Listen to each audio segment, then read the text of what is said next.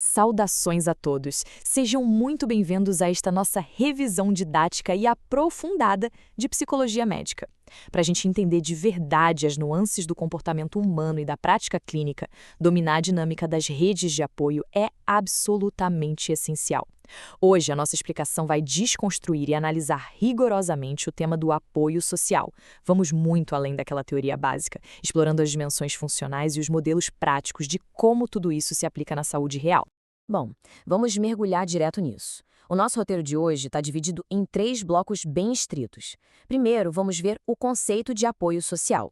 Depois, passamos para as medidas e dimensões do apoio. E, por fim, os modelos práticos na saúde. Começando então pelo bloco 1, o conceito de apoio social, focando especificamente na perspectiva de Kolb. É aqui que a nossa base de entendimento clínico precisa ser totalmente redefinida.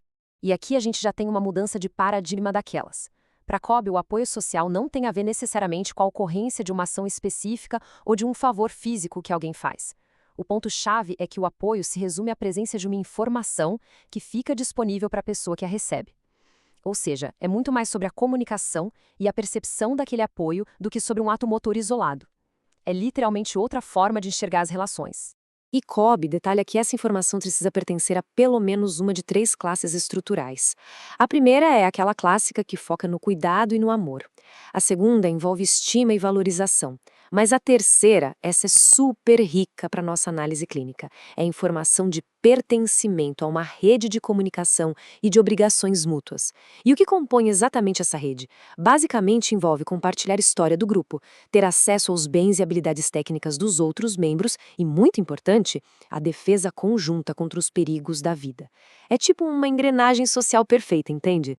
Avançando para o bloco 2, medidas e dimensões do apoio, onde vamos abordar os aspectos objetivos e subjetivos dessa rede. Aqui, a gente pega aquele conceito mais teórico e transforma em algo que dá para medir de verdade na clínica. De um lado, temos as medidas estruturais, que são os aspectos puramente objetivos, a existência e interconexão de laços, estado civil, ou seja, o tamanho da rede. Do outro lado, temos as medidas funcionais. Essas são muito mais profundas, focando no aspecto qualitativo. É acessar a representação psicológica do suporte, entender se a pessoa realmente sente que aquela relação provê afeto e pertencimento genuíno.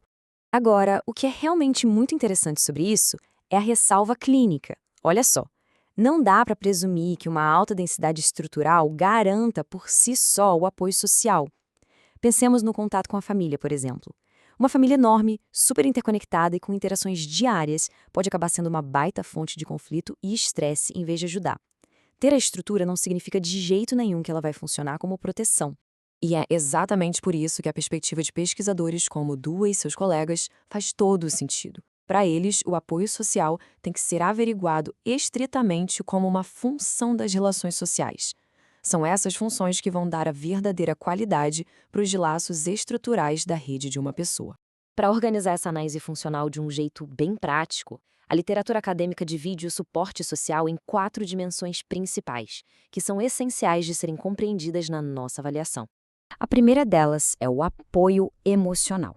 Isso tem a ver com a oferta de empatia, cuidado e respeito. Mas o pulo do gato clínico aqui é a percepção subjetiva. É sobre a pessoa sentir de verdade que pertence àquele ambiente, que é amada e, principalmente, que é necessária para as outras pessoas ao redor. A segunda dimensão é o apoio instrumental. Aqui a gente sai da esfera afetiva e vai para a materialidade pragmática. É a provisão de bens, serviços ou qualquer ajuda tangível. Quer um exemplo prático, bem direto, trazido pelos estudos? Simplesmente dar uma carona para alguém.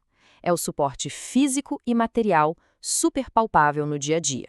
Em terceiro, temos o apoio informativo. Como o próprio nome sugere, é algo muito pragmático e direcionado. Envolve oferecer ou receber informações super úteis, voltadas exclusivamente para ajudar na resolução de um problema iminente que o sujeito está enfrentando. E, por fim, a quarta dimensão é o apoio de apreciação. Esse é vital. Trata-se da disponibilidade de informações que ajudam o sujeito na sua autoavaliação. Sabe quando a gente recebe aquele retorno externo de que as nossas atitudes, posturas ou falas foram super adequadas naquele contexto? Pois é, Isso é a validação do comportamento, é o apoio de apreciação. Ainda nas medidas de apoio, a gente precisa traçar uma linha bem clara entre dois conceitos. O apoio social percebido é aquele acesso potencial à ajuda, ou seja, é aquela tranquilidade mental de pensar: bom, se eu precisar, tem quem me ajude. Já o apoio social recebido é factual, reestruturativo.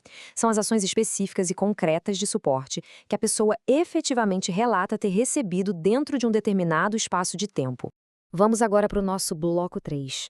Modelos práticos na saúde. Aqui, vamos usar o clássico cenário estudantil para ilustrar. Então, o ponto crucial é entender a diferença mecânica de como esse apoio age na saúde. De um lado, temos o modelo de buffer effect, ou efeito de amortecimento. Nele, os benefícios do suporte social só estarão presentes e ativados em situações de alto estresse. Do outro lado, temos o modelo de efeito principal. Esse argumenta que os benefícios à saúde agem o tempo todo, independentemente se as pessoas estão ou não sob estresse elevado. Vamos acompanhar a jornada de estudantes nas semanas de provas para ver exatamente como o buffer effect funciona na prática. Primeiro, vem o gatilho de alto estresse, com uma prova dificílima se aproximando. Se o aluno tem o apoio prévio dos colegas, isso automaticamente diminui a reação orgânica de estresse e aumenta a confiança durante o teste. E mesmo que a prova seja traumática, contar com o suporte emocional da galera depois do exame atua mitigando os efeitos daquele estresse residual. Ele amortece o impacto, faz sentido? Mais detalhe, existe uma limitação clínica crítica nesse modelo. Se o estudante vai encarar uma prova que ele considera super fácil, ou seja, uma situação de baixo estresse, o suporte da rede simplesmente não vai promover uma proteção adicional significativa. O mecanismo de amortecimento precisa, obrigatoriamente, do impacto do estresse para se justificar e ser ativado. E isso ilustra, de forma brilhante, o contraste com o modelo de efeito principal. Por essa perspectiva, o amparo tem um valor constante. Estudantes que contam com vastas relações de apoio ficam muito menos suscetíveis a adoecer durante o ano todo, inclusive naquelas épocas calmas e super longe das pressões das provas. Funciona de forma profilática mesmo sem crise no radar.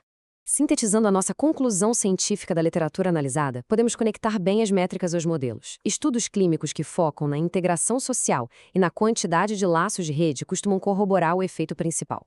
Já as pesquisas focadas no apoio social percebido, aquela sensação subjetiva de que a ajuda vai estar lá se algo ruim acontecer, favorecem fortemente o modelo de buffer effect, o nosso amortecimento diante da crise. Para encerrar esta nossa revisão didática, eu deixo uma âncora analítica bem provocativa. De que maneira essa exigência de separar o simples número de amigos na rede de contatos da verdadeira utilidade funcional dessa rede muda na prática a forma como a gente avalia clinicamente a saúde psicológica? É uma questão essencial que reforça o rigor da psicologia médica. Muito obrigada pela companhia de todos nos estudos de hoje e até a nossa próxima análise.